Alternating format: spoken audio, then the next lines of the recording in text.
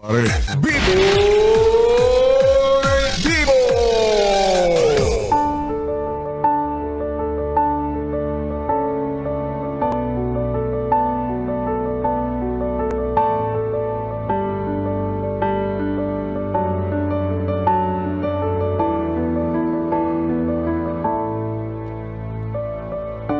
Yes, friend! Tuloy-tuloy pa rin ang ating BB Time at kapiling nyo pa rin DJ B-Boy Bibo para sa ating usapin na tungkol sa mga taong magagalitin at bugnutin. Yes, friend, ikaw ba ay merong kakilala na taong talaga namang iwas ang karamihan sa kanya dahil siya ay may lahi daw na, alam mo na, demonyita.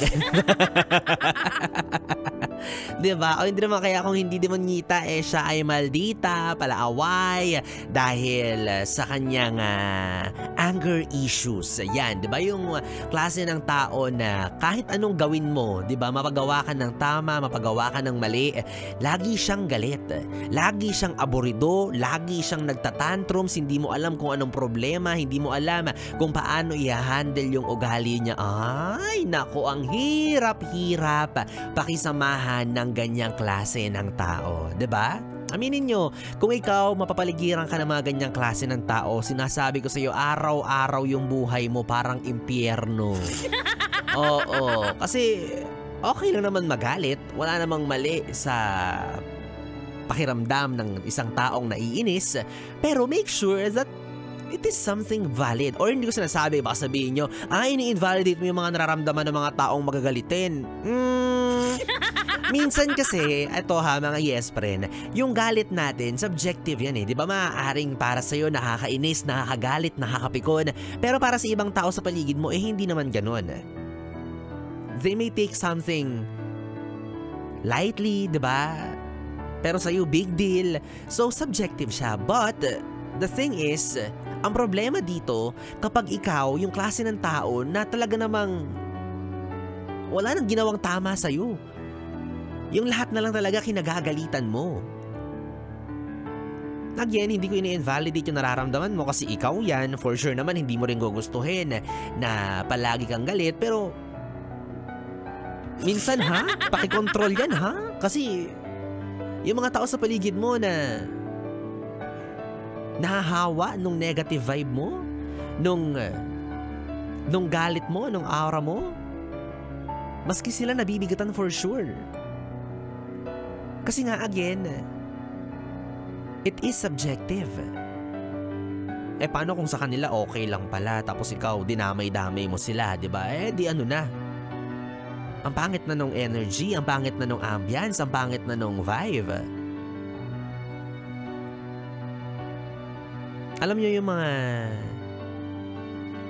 klase ng tao na ganito, no? Sabi nila, ito raw yung mga taong sadyang pinanganak na may kakambal ng sama ng loob. Grabe naman. Siguro yung mama mo nung pinagbubuntis ka niya, pinapanood niya lagi yung mga sampalan, ganon. O hindi naman kaya idol niya yung kontrabida sa teleserye yung pinapanood niya, diba? Yung taong palairap yung mata, laging irita. O hindi natin sila masisisi, no? Kasi nga, baka yun talaga sila eh. Sige, let's give it to them. But make sure na hindi maaapektuhan yung mga tao sa paligid mo. And make sure na nasa lugar pa rin yung ikinagagalit mo. Kasi minsan baka mema na lang eh. Diba? Naiirita ako, naiinis ako, galit ako, magalit din kayo. Talaga ba? Kung meron kang isang bagay na ihahawa or i-share sa mga tao sa paligid mo, hindi ba dapat goodness, good vibes, positive, viti? Nabitin. Diba? What do you expect or what do you get with being angry at all times? O tatagalugin ko, baka magalit ka sa akin bigla. Anong nakukuha mo? Anong napapala mo sa galit mo? For example, sa trabaho. Lagi kang high blood sa mga katrabaho mo. Bakit? Kapag lagi ka bang high blood sa kanila, tataas din yung sweldo mo? Hindi. Yung BP mo tataas pero yung sweldo, yung sahod, ganun pa rin.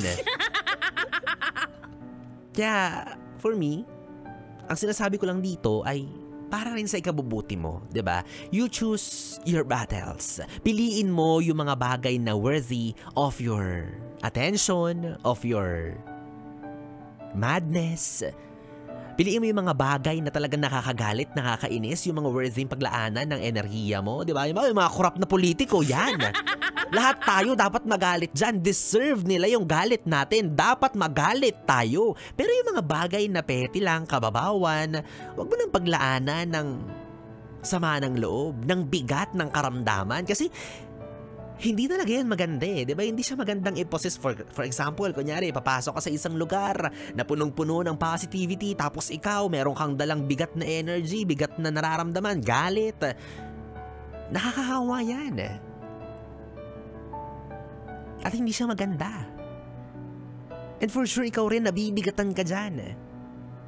Kaya ka nga galit eh. Kaya ka nga naiinis kasi ayaw mo nung nararamdaman mo. Napipika ka.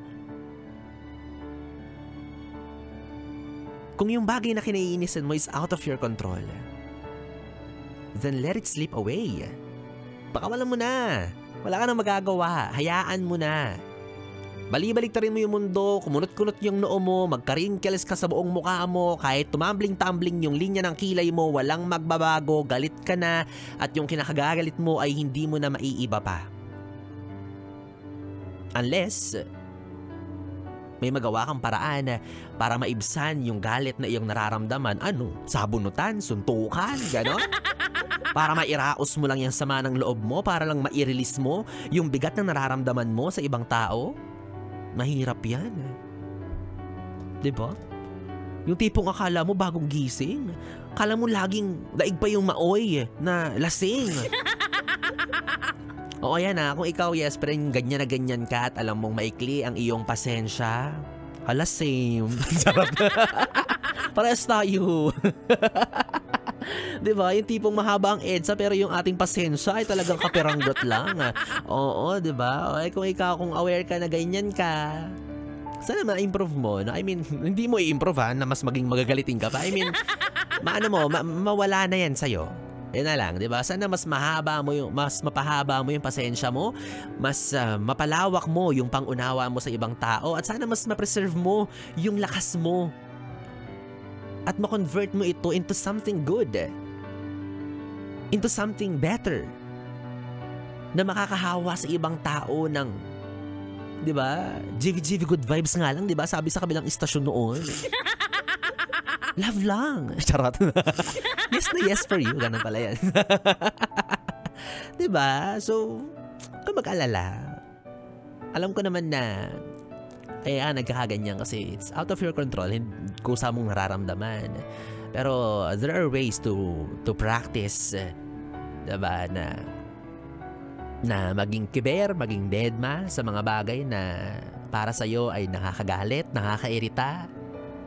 Sana ma-manage mo, 'di ba? Para hindi makaapekto rin sa mga relasyon mo sa ibang tao, lalo na yung mga mahahalagang nakapaligid sa iyo. Alam ko naman din na isa sa kinakagagalit mo ay kapag wala ka ng pera, 'di ba?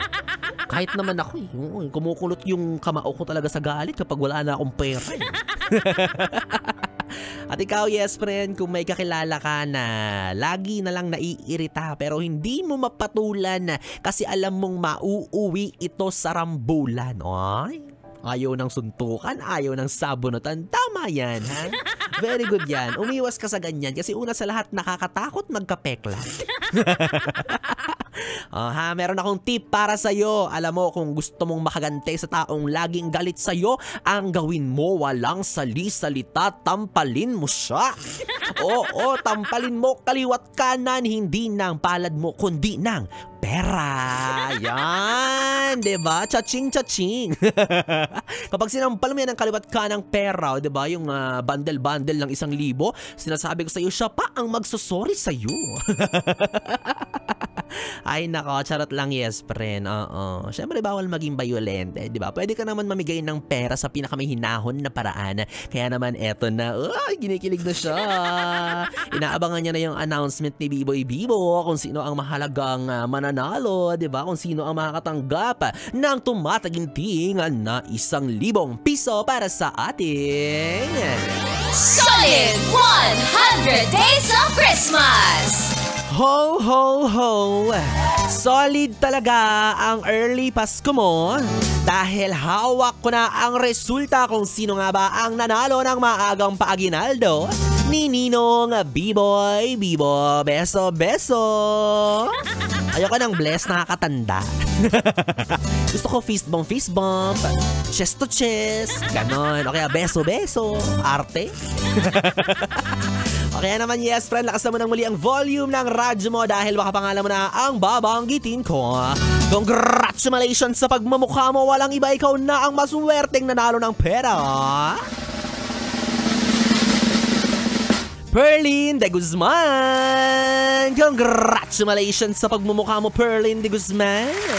Dahil meron ka ng sinend na valid ID, ang kailangan mo naman gawin sa mga oras na ito ay mag-send ng iyong GCash number para tuluyan mo na makuha ang iyong pamasko, ang iyong maagang paaginaldo mula kay Ninong Biboy Bibo para sa ating Solid 100 Days of Christmas! Aha! Tama ang narinig mo, yes, friend. Solid na solid talaga ang 100 days to Christmas. Dahil 79 days na lang bago ang Pasko, kaya naman huwag kang mawalan ng pag-asa. Meron ka pang tsansa na manalo ng tumataginting na 1,000 piso. Ang kailangan mo lamang gawin ay makinig araw-araw at abangan mo kung sinong DJ ang posibleng magpapanalo sa'yo. Diba? Kagaya niyan si Biboy Bibo. May siya nagpanalo ngayon sa'yo. O malay mo bukas, si Maria Morena. In-announce. Ay naka, well, anyways mga yes friend, 3 oras na bibitsayang ang ating pinagsamahan. Nakapiling niyo po ang DJ na mabilis bumayo ang dila sa mikropono. Ako po si DJ B-Boy. B-Boy Bibo. Magkasama at magkarinigan tayong muli bukas sa parehong oras. Dito lang sa istasyong No Problem. Ang 101.1 Yes FM Solid. Good night, baby. Mwah, mwah.